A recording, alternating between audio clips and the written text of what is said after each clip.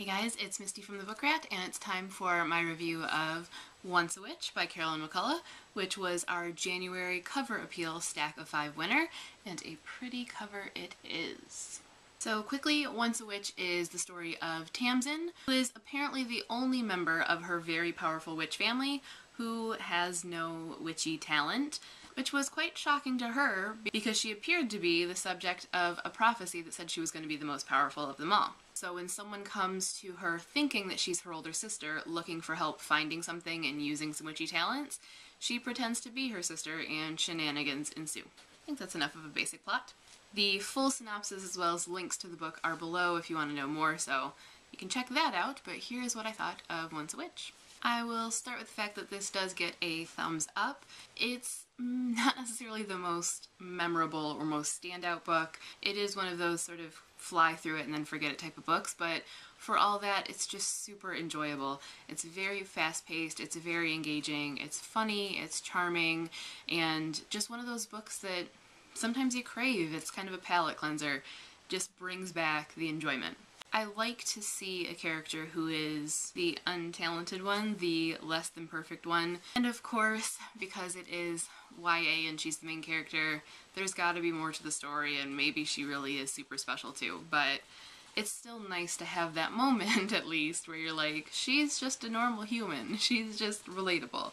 So I like that, and I liked her sort of coming into her own and choosing to sort of strike out and try to do something for herself, improve herself. So that's nice, and I enjoyed that aspect of the story. And her voice in general, I thought she just had a really good narration and was a relatable and engaging character. The whole thing felt very modern and fresh.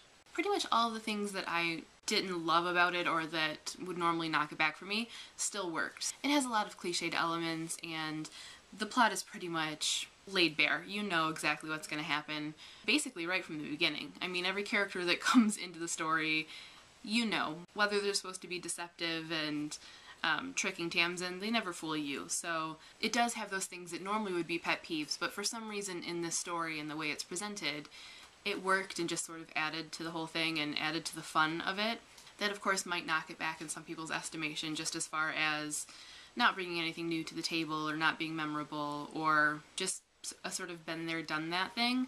But I think if you just go with it, yes, the story's been done, but that doesn't mean that it can be enjoyable. It feels like a very full story. It feels like there's a lot going on from the beginning when Tamsin's pretty much just alone and bitter through to the end when things have just come full circle and you know more about all of the characters in the world, you know more about what's going on and about who Tamsin is herself, and there are relationship dynamics that change and grow and a lot of action, a lot of plot points and some time travel, and there's a lot going on in a very brief book. So it's really, really full and fast-paced, and I think as a result that just it keeps you entertained. If that's the goal of the book, to be entertaining and to just give you something to do for a while and kind of let your mind escape, I think it's really good at that.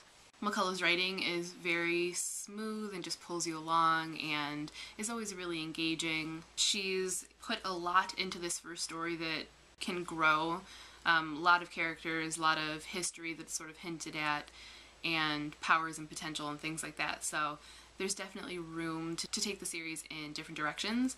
I think it's just going to be a duology. I don't know if there's another book after Always a Witch, which is the second book, but there's the potential for it to be, you know, a more expansive series or even world following some of the other characters and some other, you know, timelines and things like that. And I'm definitely curious to see where she goes in the second book, because I think it's going to be a much different experience than the first book as far as plot, but still with Tamsin's modern tone. So I think it could be really interesting, and we'll definitely look into that one at some point.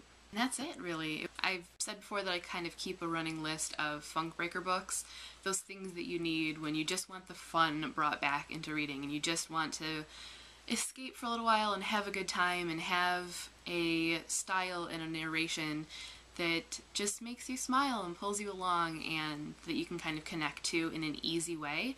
And I would say this definitely goes on that list. It has its flaws, but for all that, it's still just really fun and thank you guys for choosing it for me.